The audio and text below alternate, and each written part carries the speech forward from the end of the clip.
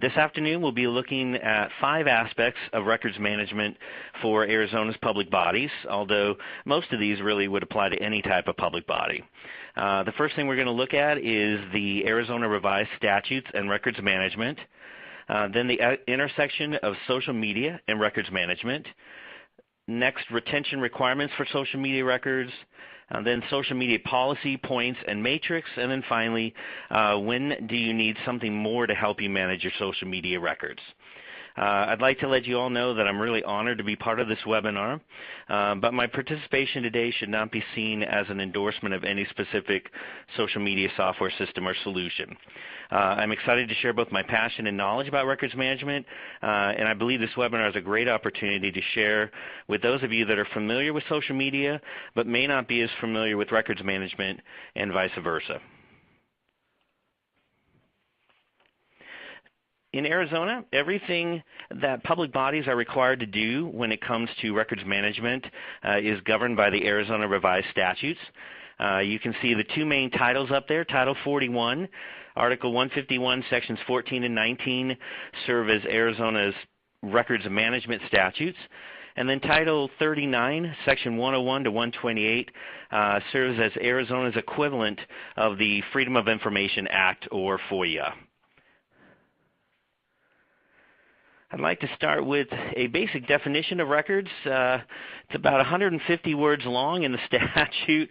It's a little complicated. It doesn't spell out records or anything nice and handy to help you remember it. And it also is written in, came up in the mid-50s, I think 54, 55. So some of you may have been fortunate enough to experience life in the 50s, or you may have just watched Happy Days or seen the movie American Graffiti. For those of you that weren't so lucky, let me tell you that the 50s bear absolutely no resemblance to today. There were only 3 main media types: paper, photographs, and microfilm. And this, for my daughter account, there was really only one form of connectivity. It was definitely not wireless, and you probably shared this with other neighbors because your telephone was also a party line, which was the 1950s equivalent of social media. So the definition of a record begins in a manner that's very paper-based. Records means all books, papers, maps, photographs, or other documentary materials. And then the next phrase, regardless of physical form or characteristic, is what brings this definition into the 2000s. So the definition wants to remind us that records are no longer limited to paper or microfilm. So for a moment, think about all those emails that are in your inbox. I currently have quite a few waiting for my response, but I'm setting that aside while I do this. So think about all those emails that you have. Think about all that content that you have on your social media sites and your websites, all the information and data that's on your C drive or your share drives, your thumb drives, and your databases. All of that information can be a record if it meets the rest of the definition. The definition goes on to tell us that records are both made and received by public bodies. That's one of the main things that we as public bodies do. We're creating information or we're receiving information. But in my mind, the real heart of the definition is the very last bullet point there. If you think about all the information and data that you have, if that could serve as evidence of your organization, so your public body, its functions, or maybe even your job functions, your department functions, the policies, decisions, procedures, operations, in case we forgot something, we throw in other activities of the government, or because of the informational value, or because of the historical value of the data, then what you have is a record. So basically, if what you are doing or saying or sending is business related, then you have a record. The notable exceptions, of course, are what we call non-records, and that would be personal information, personal emails, those types of things, and extra copies of documents that are preserved for convenience or reference only.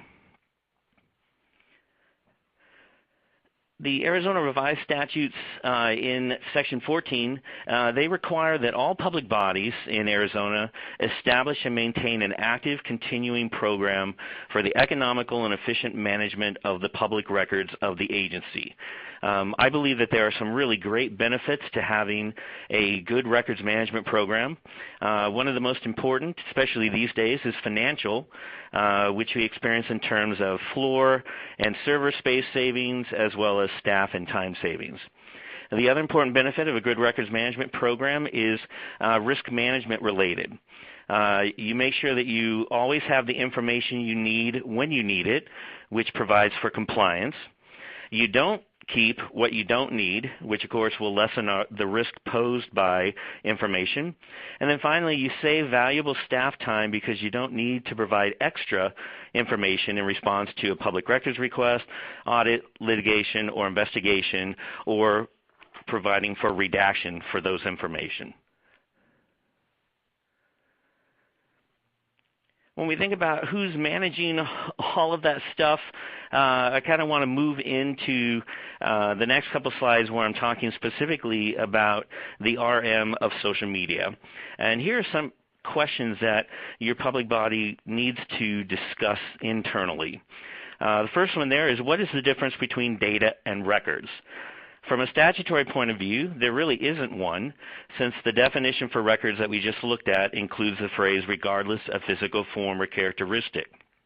Although we often break down information in terms of whether it's a record or data, the statutes don't really see a difference. Next, whose responsibility is it to provide records management service to your staff or customers? I know some will say, well, it's information technology's responsibility because the data resides on their servers and it's usually located in their part of the building or their part of the world. But I think really the better question to ask is, who is in the best position to manage electronic records and information, which would include social media records? Is it the one who is actually creating the content, or is it the one who's posting the content or the record? In many instances, I believe IT is merely posting the contents that's been created by someone else to your website or your social media site. So then I would wonder if they're really in the best position to manage those records. And then finally, the question, do these questions really matter? And I believe it's a strong yes. I have found that when we don't ask these questions regarding who's managing all of this stuff, what we find is that no one is actually managing this stuff because we all think that someone else is doing that job for us. So these are great questions to kind of get your public body thinking about electronic information, including social media.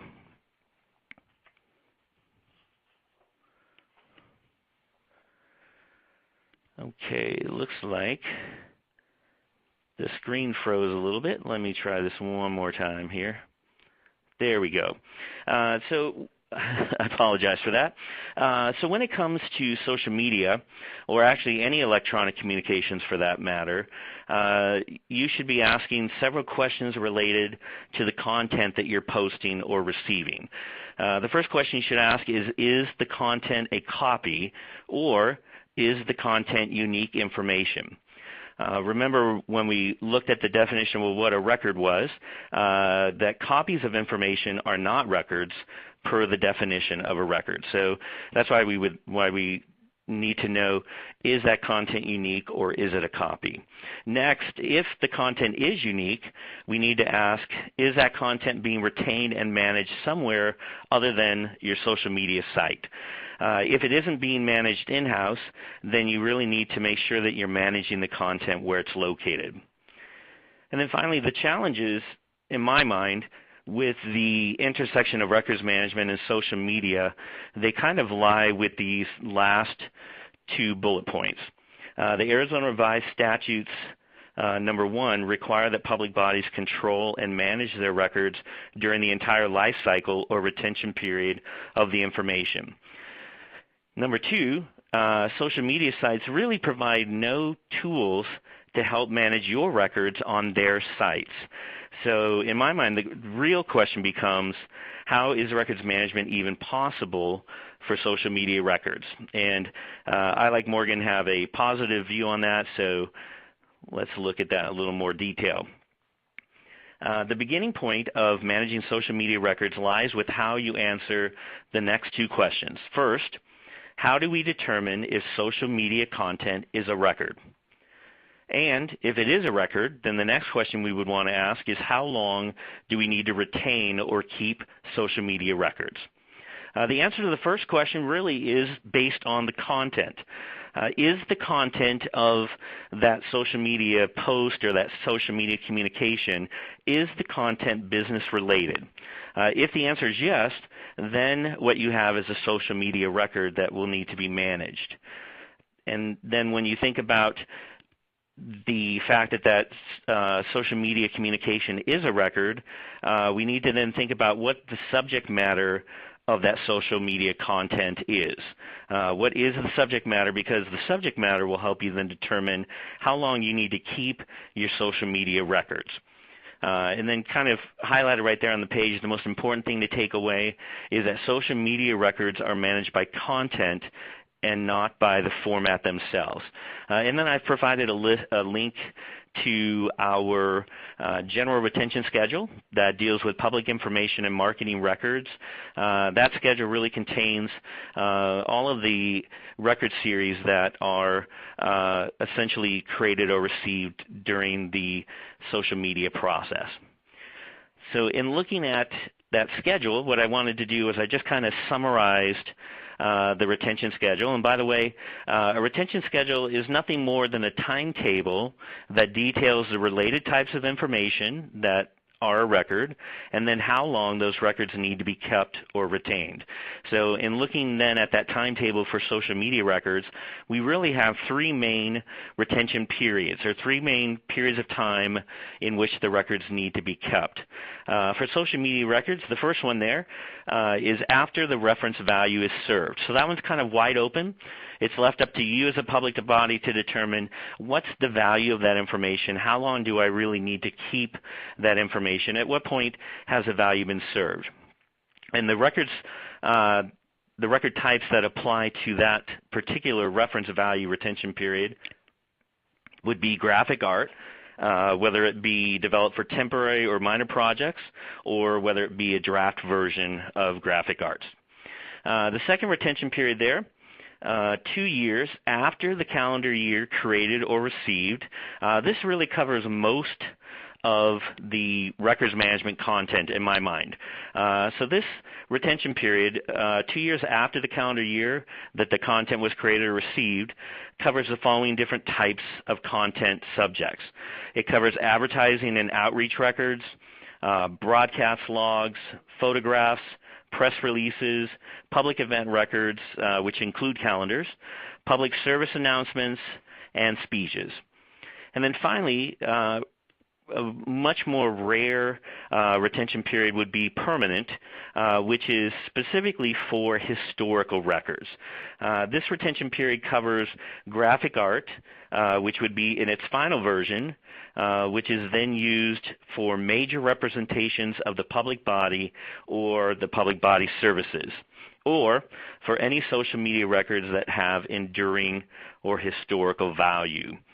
So it really is at that point, if you have any public, any permanent social media content, you can consider transferring that to the state archives, but I do believe that that content's going to be rare. The most common ones are after reference value has been served, or 2 years after the calendar year that that content was created or received. I next want to think a little bit about social media policy from a records management perspective. I think any organization, not just public bodies, but even private companies and entities, any organization absolutely needs to have a social media policy in place. One of the only things that protects your public body in the social media arena is a well-crafted social media policy.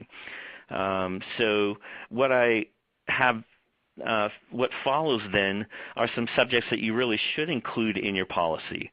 I think first and foremost, you need to clearly state and understand why your public body is using social media. Then you need to define the roles and responsibilities.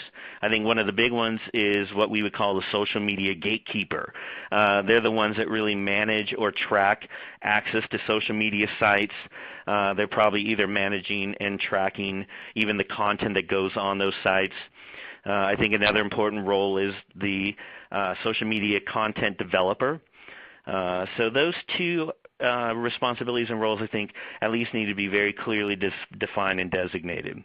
Then you need to think about who owns the content. In my mind, this aspect is very important, especially for us as public bodies. I often see an instance where public bodies will have many, many videos on YouTube, but then when you start asking questions, it turns out that the only copy of those videos actually resides on YouTube. So in thinking about who owns the content, the first thing I say is if you post something to a social media site, then you own that. Any content posted to social media sites is always the responsibility of the public body that owns that social media account. So if you as a public body have decided that you're going to communicate with the public via a Facebook page, for instance, and you post content to that page, that content belongs to you, not to the public or to the social media site. Secondly, if you owned the content, then you must manage it. In looking at the statutes dealing with records management, there really is no other choice but the requirement that we as public bodies have to manage our own content. Then if you created the content, I really think that you're in the best position to manage that content. You're familiar with the content, you've created it, I think you should be the one helping to manage that content. Also, hey, Gary, I think it's... we're getting down. We've got about your 2-minute warning. So as we roll into the end of yours, let's focus on some of your key points. I know you have a resource slide, so give us some of your key takeaways then for these folks during the last 2 minutes. Okay. I think one of the things that you really need to make sure you have is a matrix, which is really nothing more than a way of tracking what business or information is on your social media site. I think some of the questions that you need to ask are things like, why are we using social media? Who's our intended audience? Then what are basically the public body's goals for engagement on social media? What do you want to accomplish? And finally, what's your message? As you think through those, then your matrix will contain basically departments and individuals that are using social media, contain sites that they're using, and the links contain their access codes so that if they ever should leave the public body, you can access that content. And then make sure that the content really reflects the message that the public body wants to provide. The last thing I really want to talk about really is kind of a well-rounded approach. When it comes to social media and records management, I really want to emphasize the 4 pillars of records management, which includes having retention schedules, training, policies, documentation. Make sure you've got your social media matrix out there. You definitely want to make sure that you have not only a policy in place, but that you're actually practicing the policy, you're auditing the policy regularly. I think when you put all of these together, then you've got a great records management approach. Depending on your level and use of social media, you probably will need a technology solution. One last thing in thinking about technology, as you're thinking about your solution, you want to make sure that you know what is required of your public body in order to compliance. Then you need to know what your solution can do for you and cannot do for you with that regard. And then you may need to create a workaround to make sure that you've got compliance going. And then I just had a couple slides, but I'm going to push past those. Those will be on there just as some good reference. And that's basically all I have to say. Thank you, Morgan.